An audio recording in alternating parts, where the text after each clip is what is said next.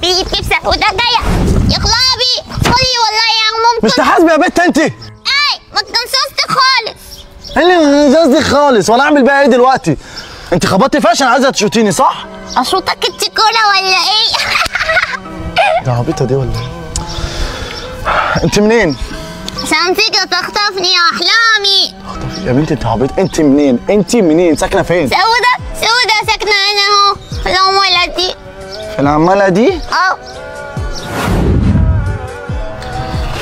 انتي بتبصي قبلي، انتي كلبه وحشه مش بتردي على سهوده. يا خلابي ماما قالت لي ما تقفيش مع اولادك اخواتي اوي كف اوي خدي سبيس يا وحشه.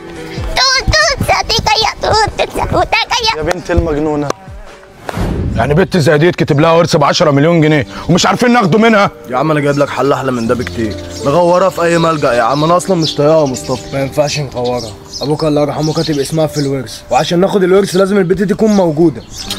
طب والحل ايه؟ حل انا عرفت منها وزهقت منها. نضحك عليها وناخد منها الورق. تضحك على واحده مجنونه اصلا، هي